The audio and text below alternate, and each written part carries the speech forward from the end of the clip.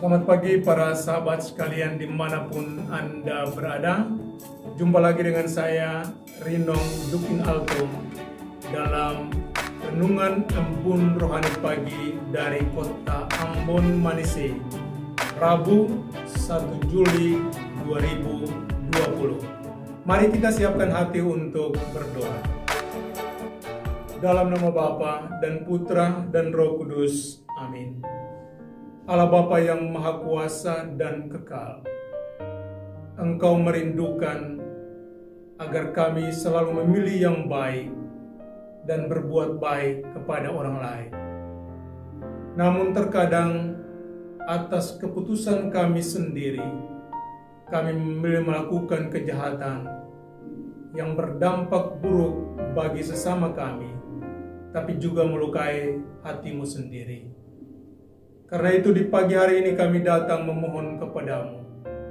Curahkanlah Roh Kudus-Mu atas hati dan budi kami. Bukalah hati dan pikiran kami, telinga kami untuk mendengarkan firman. Dan mampukanlah kami untuk merenungkan dan menghayatinya, yang akan mendorong kami untuk berbuat baik dalam hidup kami. Doa ini kami panjatkan kepadamu dengan perantaraan Kristus Tuhan kami. Amin. Dalam nama Bapa dan Putra dan Roh Kudus. Amin. Tuhan sertamu dan sertamu juga. Inilah Injil suci Yesus Kristus menurut Santo Matius. Dimuliakanlah Tuhan.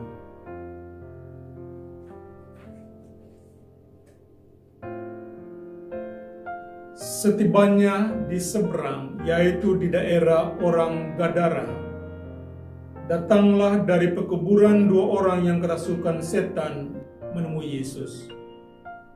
Mereka sangat berbahaya sehingga tidak seorang pun yang berani melalui jalan itu.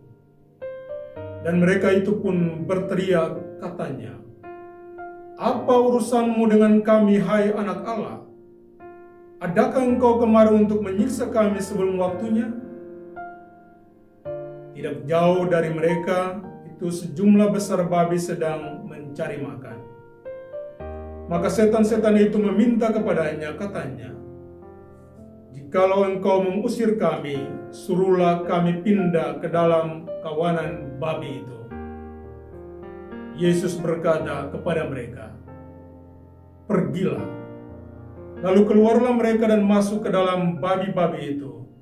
Maka terjunlah seluruh kawanan babi itu dari tepi jurang ke dalam danau dan mati di dalam air. Maka larilah penjaga-penjaga babi itu, dan setibanya di kota, diceritakannya lah segala sesuatu juga orang-orang yang kerasukan setan itu. Maka keluarlah seluruh kota mendapatkan Yesus, dan setelah mereka berjumpa dengan dia, mereka pun mendesak supaya ia meninggalkan daerah mereka. Demikianlah sabda Tuhan. Terpujilah Kristus.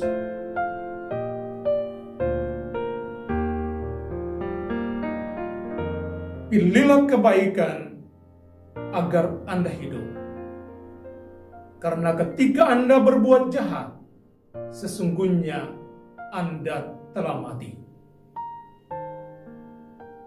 Ketika Anda memilih melakukan kebaikan atau memilih hal-hal yang baik dalam hidupmu, maka kebaikan itu akan memeluk mesra engkau, dan engkau pasti akan hidup. Sebaliknya, sesaat ketika engkau memilih yang jahat dan melakukan kejahatan, maka kejahatan akan mengikatmu, bahkan sampai membunuhmu. Para sahabat sekalian, dalam bacaan pertama hari ini, kita mendengarkan bahwa pilihlah yang baik agar Anda hidup.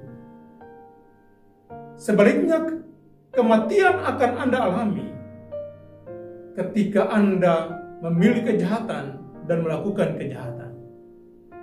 Dan pengalaman kematian ini dialami oleh dua orang yang kerasukan setan di Gadara. Mereka diikat dan terikat oleh roh jahat itu. Mereka dikukung dan terkurung dalam kejahatan, sehingga banyak orang takut kepada mereka. Tetapi ketika Yesus tiba di hadapan mereka, justru kematian berubah menjadi kehidupan. Justru belenggu mereka terlepaskan dan mereka menjadi manusia bebas. Mereka, dari dalam hati mereka, Yesus mengusir roh-roh jahat. Karena itu para sahabat sekalian,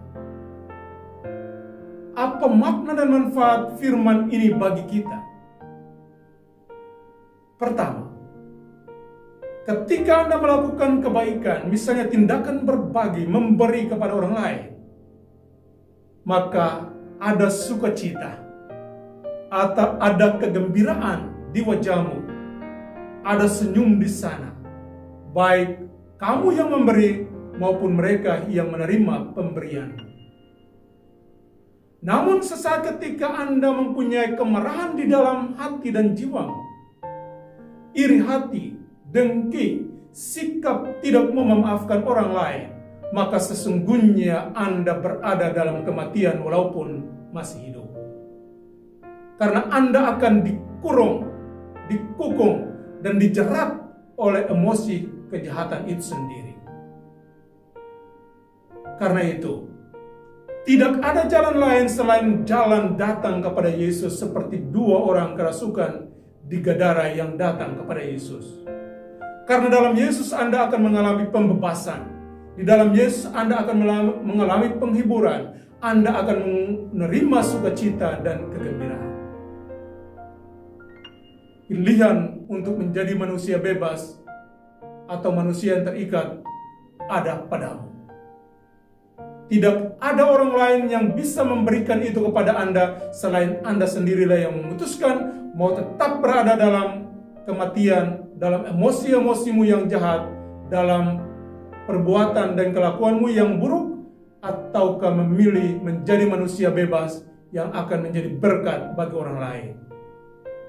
Firman Tuhan hari ini memberikan pencerahan kepada kita sekalian, bahwa marilah kita memilih yang baik agar kita hidup. Kalau kita hidup, maka kita menjadi berkat bagi sesama kita. Semoga demikian. Amin. Terimalah berkat Tuhan. Tuhan sertamu dan sertamu juga. Semoga saudara-saudari sekalian dilindungi dan diberkati oleh Allah yang Maha Kuasa, Bapa dan Putra dan Roh Kudus. Amin. Selamat beraktivitas, Tuhan memberkati.